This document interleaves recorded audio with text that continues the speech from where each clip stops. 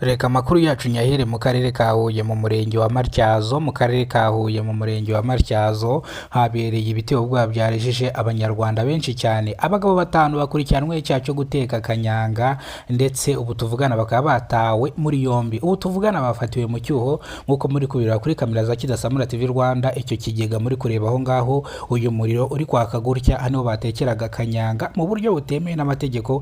Aba bagabo rero bashyikirijwe ubugenzacyaha RIB kugira ngo bakurikiranwe ibyaha bashinjwa byo guteka kanyanga ikunzwe kumvikana mwa kano kagari mwiteza umutekano muke. Abayinyweye bamanura amajipo ari abagore, abagabo bayinyweye bishora mu busambanyi ugasanga bashambanyije abana batujuje imyaka. Hari n'abayinywa bakishora mu bikorwa by'ubugizi bwa nabi, bagategera abantu mu mihanda bakabambura ibyo bafite ndetse n'amatelefoni.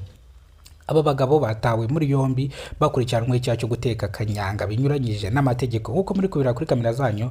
Aho naho batekera kanyanga, Kidasamura TV Rwanda nahageze mfata amashusho, gusa nasanze bano bagabo babajyanye kubafunga. Ngayo nguko rero reka amakuru acutse tuyerekeza mu karere ka Nyamagabe mu murenge wa Tare mu kagari ka Gasarinda mu mudugudu wa Murangara. Abagabo babiri bakurikiranwe icyaha cyo gusambanya umugore w'imyaka 35 y'amavuko.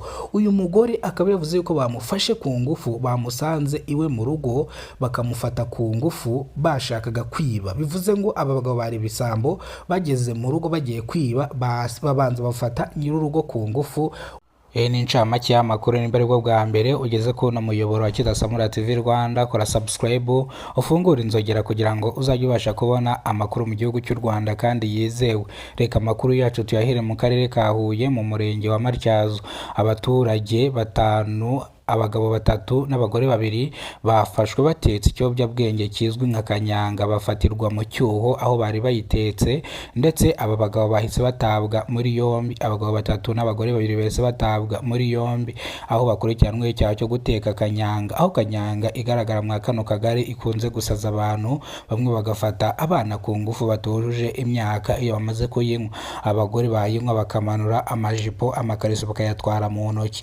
Ibi ngibi rero bikaba ari ibintu biteza umutekano muke mwa kano kagari kabo, aho abasore bayinyweye bishora mu bikorwa byo kwambura by'ubugizi bwa nabi, bakitambika mu muhanda bagatwara amatelefoni y'abantu, bakanabakubita bakanabasambanya. Bavuga yuko kanyanga rimaze kubazengereza. Iyi kanyanga yafashwe kubera abaturage amakuru baba batanze, ndetse aba bagabo batangiwe amakuru babafatira mu cyuho batetse ikiyobyabwenge cya kanyanga.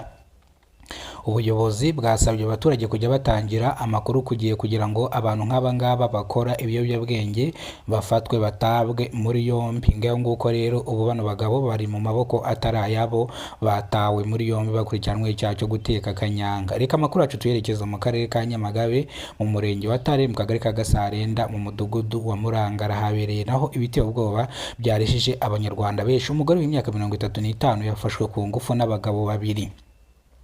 Uyu mugore avuga yuko bano bagabo bamufashe ku ngufu bari baje kumwiba, birangira batesheje, barangiza babona ngo uyu mugore ni umugore mwiza, birangira bamufashe ku ngufu. Uyu mugore yibanaga koko ni umufiyemeri, yari umufiyemeri, yibanaga hamwe n'abana babiri. Uyu mugore rero bamusambanyije bano basore, gusa kwiba barabyibagirwa. Uyu mugore aca gatonya yandika SMS kuri telefoni, nibwo bamutabaraga. Aba bagabo bafatirwa mu nzu y'uyu mufiyemeri, bakaba nabo barangije gutabwa muri yombi bakurikiranwe icyaha cyo gusambanya umugore ku gahato. Ndetse gusambanya umugore ku gahato ni icyaha gihanishwa igifungo cy'imyaka ishobora kugera kuri 20, ikaba yanagabanuka ikagera kuri 15 gutyo.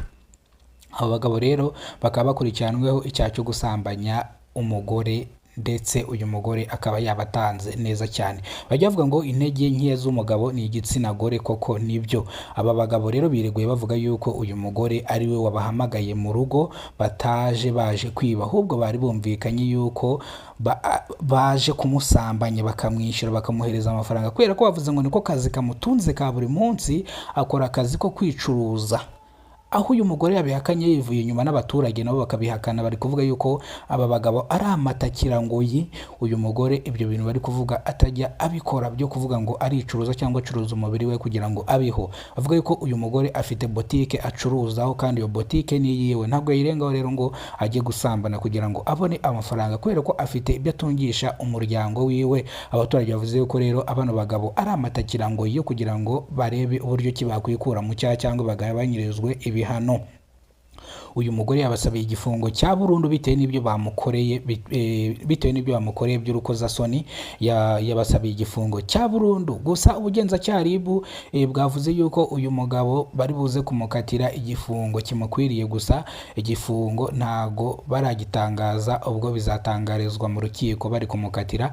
Bivuze ngo ibingibi nzabibasobanurira urukiko igihe ruzatangira, igihe ruzabera, igihe azaba yageze mu rukiko, igihe azaba ari kuburana. Ibingibi nzabibagezaho